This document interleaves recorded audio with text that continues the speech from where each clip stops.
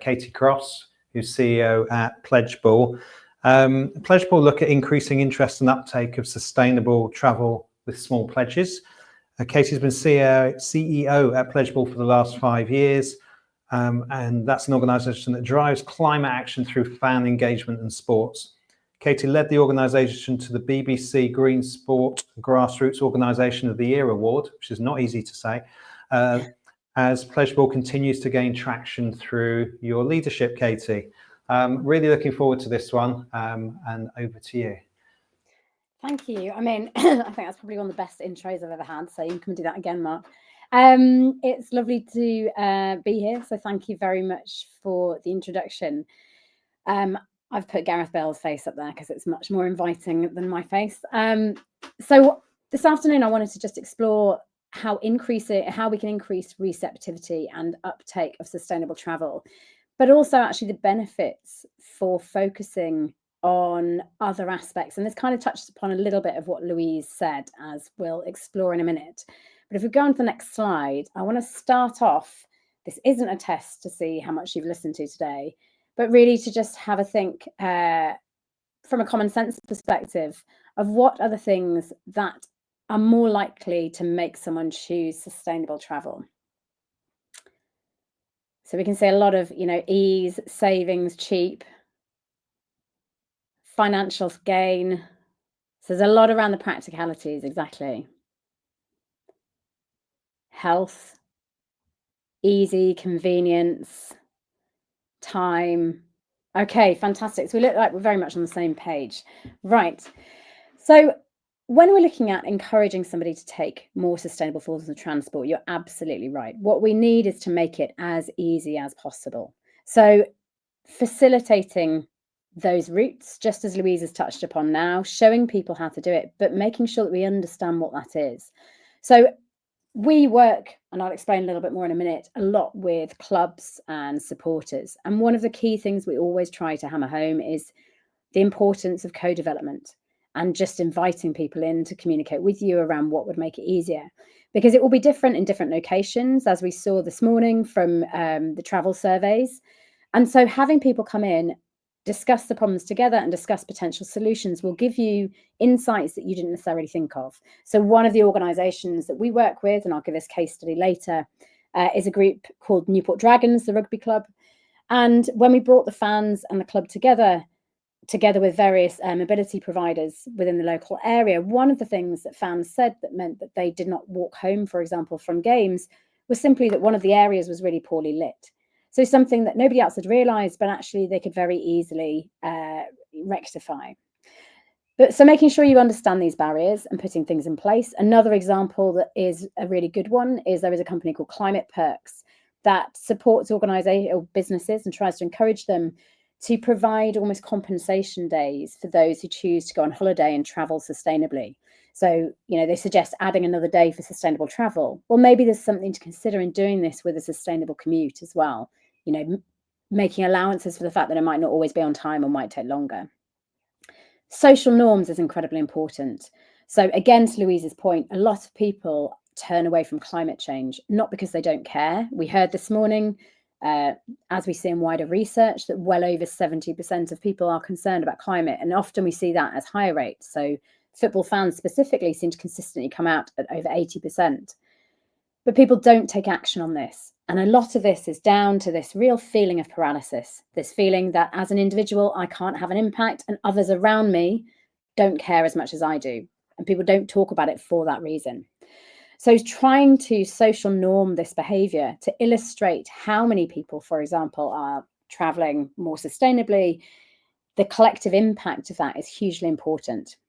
We also heard this morning that agency is important, ensuring that it is a choice. It's inviting people to join you in making a more sustainable option, giving them the reasons why, but ensuring that it's a choice and it's not a judgment made, and effectively communicating with your audience. So ensuring that your communication does not turn off people, doesn't alienate them. There is a fantastic research group called Climate Outreach that give amazing advice and have produced a brilliant paper called Britain Talks Climate that they're currently updating, that gives the most effective ways of communicating with different segments of the population. And it's worth just having a look in there to see which segment you identify as and the suggested communication there. Because we all fundamentally want clean air. We want stable food systems. We want a stable climate, but the way in which it is spoken about is hugely problematic. Next slide, please. So at Pledgeball, what we do is we shift, we close the attitude behaviour gap, essentially. We really illustrate to people that they are part of this huge collective who do care. And the way in which we do that is primarily through tapping into the incredible community that is sport. So when we look at the criteria for success in terms of bringing about this transformative shift in thinking, we've got things like collective efficacy beliefs, group-based emotions, social norms. You also need to have messages given to you by trusted messengers that resonate with your underlying core values, and sport offers this opportunity. So what Pledgeball does is engage people in two ways. One is at-scale engagement and one is more intensive engagement. The at-scale engagement really plays off sport. So we run various leagues. So within English football, we've just completed the 4th season of the Pledgeball League. We're currently running a league for the Champions League clubs, the 2nd year running through the UEFA Champions League. And we incentivize people to come to that. So with Champions League, there are Champions League tickets on offer for next season. People come in, they're invited to make pro-environmental pledges. And these pledges range from switching to using reusable water bottles, to eating plant-based 2 days a week, to installing solar panels. And as they make those pledges, it works like a reverse carbon calculator. So it tells people the quantity of emissions they will save over the course of a year by carrying out these pledges. And the impact of that is really significant. And I'll come on to that in a second when I look at the research. But it's a very easy way. It's unintrusive. It doesn't involve us communicating about climate. So you don't have the issues of alienating people and turning them off as soon as they see climate, but rather they get in through the door and they go through this process. They can also see from that the collective amount of emissions that their fellow fans have pledged to save with them, reducing this kind of pluralistic ignorance, this assumption that other people care less than us. So how is that relevant to applying that within a company? Well, it's just ensuring that you are constantly communicating that collective impact, social norming it, as I mentioned earlier. If you could skip on, please.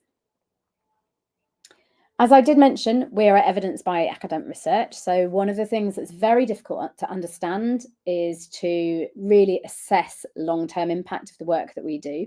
So right from the very start, when we first launched, we had a piece of academic research carried out, and that's been the vein in which we've continued. We are now partnered with the Centre for Climate Change and Social Transformation.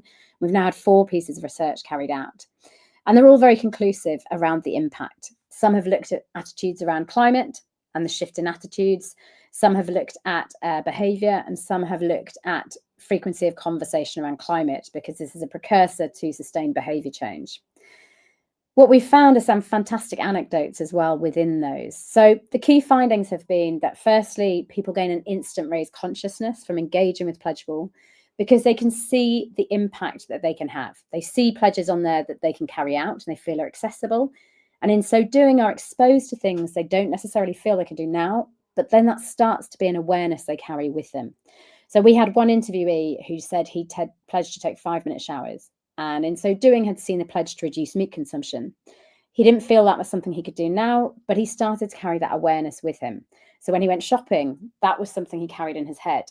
And this is really what we're looking for, that constant consciousness in your decision-making around the impact you can have and the feeling that you have agency to enact change. We've had other people saying, and a consensus was that people became, and I quote, somehow more optimistic and confident, because they could see they're part of a community of people taking action, and not just fellow fans, but fans across the country from the league table. The other thing that it does is spark conversation from trusted messengers. So, you know, there was one person who'd pledged to win the Champions League tickets last season. He actually was an outlier because he'd not thought about environment before. He then told his sister about it. He couldn't believe the impact he could have and had her pledging. Somebody else had shared this within their office at work and then could see people checking out the league table to see which club was in front. So it really sparks conversation around climate change. Next slide, please. So just to illustrate this, I pulled out a couple of anecdotal quotes from some of the interviewees. So saying that it made me feel part of a global movement, part of a global course. So this kind of social mandate, you feel part of a movement. I'm always thinking of how much the pledges I've made save. It's that kind of being conscious of it a lot more. It raises awareness all the time because it's at the forefront of our thinking. And these sum up some of those key findings. Next slide, please. So just to touch upon some case studies very briefly. So one of the clubs we're working with, and this is an illustration of the more intensive work that we're doing around engagement, is with Newport Dragons, a wonderful rugby club in Wales. And what we're looking at doing here is setting up a community hub. But this all started off with 2 seasons of them pushing out Pledgeball fixtures. So they choose 4 fixtures in a season. They incentivize it so fans can win a signed shirt by coming in and pledging. And huge numbers of them got involved. We had a particular focus on transport. Now, when I say a particular focus, the pledges are all the same, because what we're quite interested in is that spillover effect. You know, if people feel as though they have agency, they're much more likely to carry that consciousness to all of their decision making. But we had a focus on transport because we also, and the club particularly, also ensured that it was made much easier for fans to travel to the club by public transport. So on match day, they brought in Stagecoach, who provided free tickets to every ticket holder for the game. So you could travel by bus from a very large area of Wales all day if you had a ticket to go to Dragons. They also involved a local cycling organisation called Momentum to support fans with travelling to the stadium by bike. If you could skip on, please. And finally, I mentioned very briefly was the Champions League campaign last year, which engaged thousands of fans and was record-breaking. And this really addressed this social mandate. Not only could people see the huge numbers of people who took part, but we also created a kind of physical presence of the Pledgeball, and we invited people from across the football community, organisations, individual players, and of course we used the fan pledges to illustrate what different organisations and fans were pledging to do, to give that idea of this being part of a movement rather than on your own. Next slide, please. So finally, just a last brief poll. If you could just put down a couple of ideas around your takeaway rules for engagement. So great, trusted voice, I can see in there, encourage participation, active listening, normalising it. Education first, yes, to some degree, although there is a lot of research suggesting that education on its own does not increase sustainable behaviour change because of that paralysis we spoke around earlier. Involvement, absolutely, co-developing this with community. Dialogue, fantastic. Okay, and next slide, please. So this is to summarise some of those messages I've said. Co-development, don't challenge core values. So make sure they're messages that resonate with underlying core values. Invite people to join you. We're not preaching to people, we're just inviting them to join us. Make it a source of pride. You know, this is what we do. We are protecting our local community. We're greening it. Validation, illustrations of how they've done this in the past around other things. Social norming, providing practical support, such as the free buses. And of course, no doom and glooming in your messaging because it reinforces that paralysis. Next slide, please.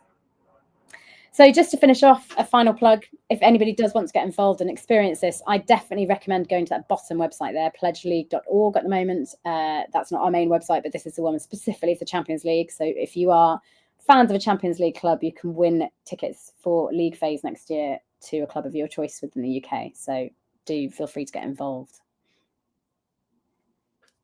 Katie, thank you very much. And thank you for staying for